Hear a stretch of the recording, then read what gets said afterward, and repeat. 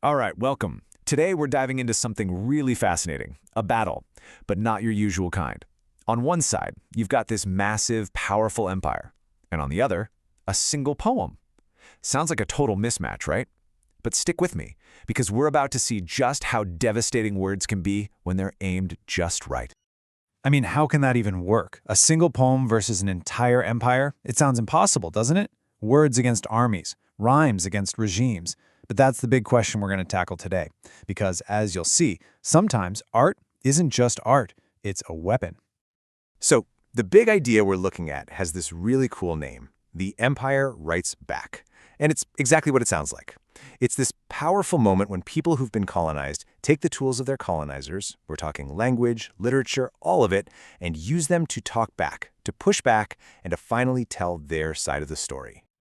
Okay, so if you want the fancy academic term, it's called postcolonial counter-discourse. Yeah, I know, it sounds a little intimidating. But the idea behind it is actually super simple and honestly pretty radical.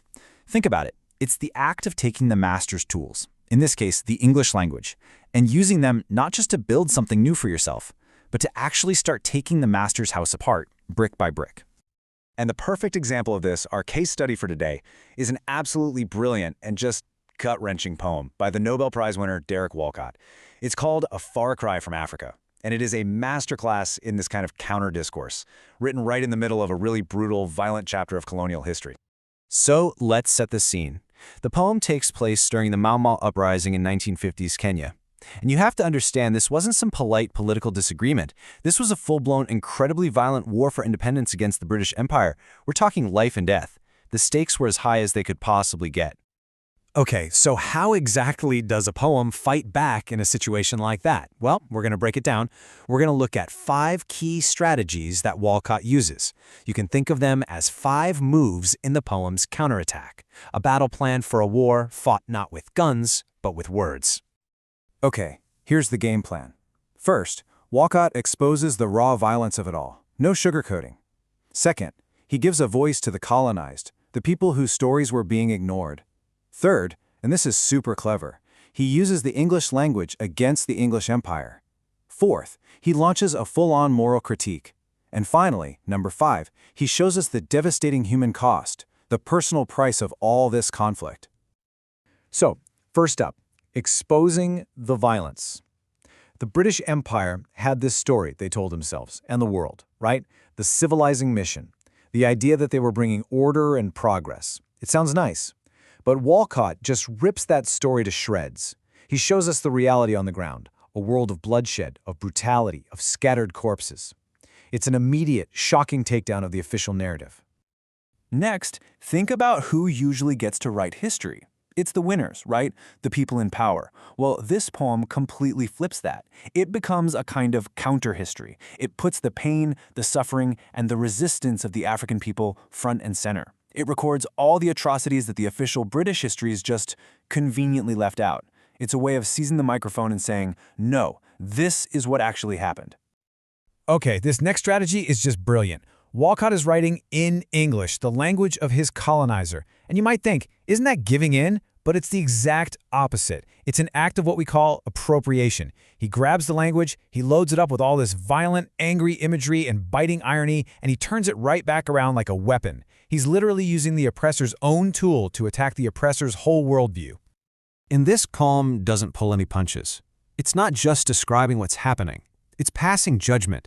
It looks the British Empire straight in the eye and asks, by what right do you do this? It tears down any justification for colonial rule and forces the reader, especially a British reader at the time, to face the moral bankruptcy of it all. It's basically saying, you can't look away from this. This is being done in your name.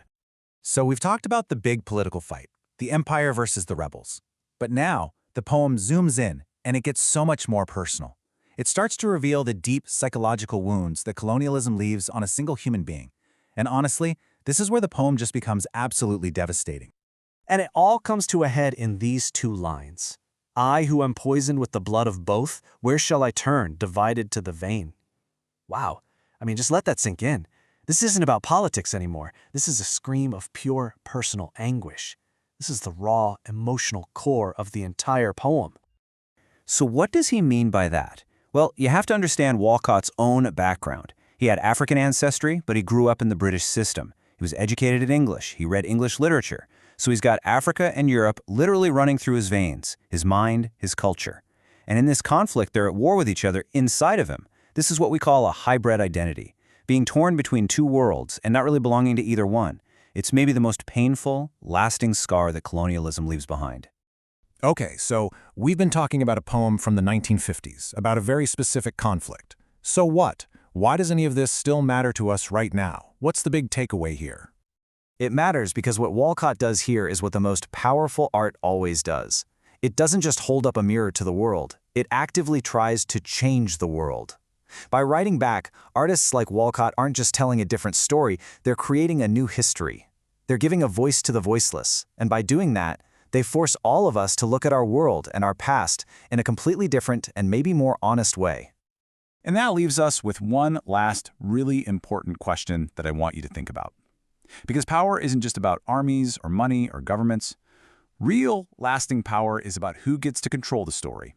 So as we move through the world, as we learn about the past, maybe we should always be asking ourselves that one simple question: whose story gets to become history?